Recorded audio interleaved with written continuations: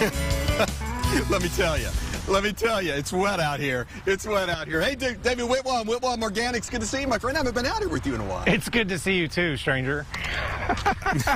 I'm going to roll up these sleeves in a second. Okay, we are talking, we're going to have your question coming up in a second, but we're talking cucumbers. Yep. And we have them in various stages of development here. We have them in all stages. You asked me a really interesting question when we were looking at it. You asked, do cucumbers always have flowers on them? There's one right there. And the answer is, I mean, for the most part, anything that we eat that has seeds in it is technically a fruit.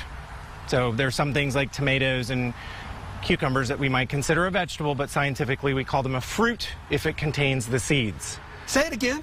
If it contains the seeds, it's a fruit. Got it. Scientifically. Therefore, it came from a flower, because on the plants you have the flower, and then below that you have the ovum, which is the fruit. And we have some great examples of that right here. Check this out, Russell. So right here is a female flower, and you can see the little cucumber-looking thing right here with the flower on it.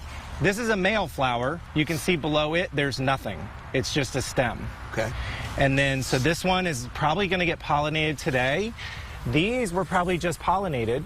So you can see here's the cucumber. It's starting to swell, and the flower is starting to dry up. So this is what, these will probably be ready in just a few days, but we have these over here that are ready to pick. Oh, look, it just fell right off.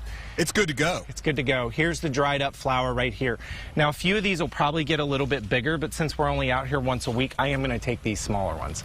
This is a larger variety. Any difference in those tastes? I personally think this one tastes better. Okay. So a lot of times when we eat a fruit, vegetable, that has seeds in it that are soft. Yeah. So string beans, cucumbers, zucchini, they actually taste better when they're smaller. So it's a little bit of a song and dance, letting them grow to maximum size without losing that wonderful sweet flavor. Question from Tammy. It's a good question. What's the best soil to use for growing vegetables or tomatoes, it's a fruit, in a pot? Yeah, so I'm going to answer this really general because different people might have access to different soils, different stores, different brands, but the main thing is to get a potting soil. And you'll notice a few different things when you're going to purchase a potting soil, and they're just different mixes depending on what size the pots are going to be. So for bigger pots, sometimes it might have more wood in it, it might be more heavy. If you're doing really small pots like I do in my nursery, we need a finer potting mix. The next thing you have to look for is whether or not it has food in it, so like fertilizer. So some of them are not organic, and those usually say on the bag like feeds continuously for 6 to 9 months. And then there's ones that might have organic amendments, and those usually are lower. So it might say feeds continuously for 2 to 3 months. Okay. So you got to make sure if it's got food in it, how much. If it doesn't, then you need to add some supplements.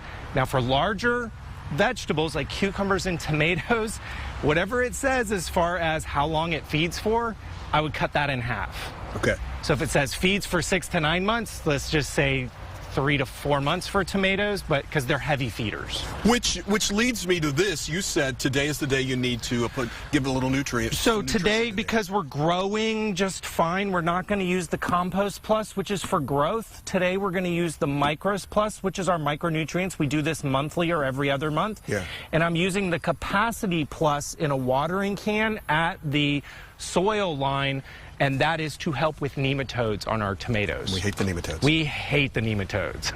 Cucumbers a fruit?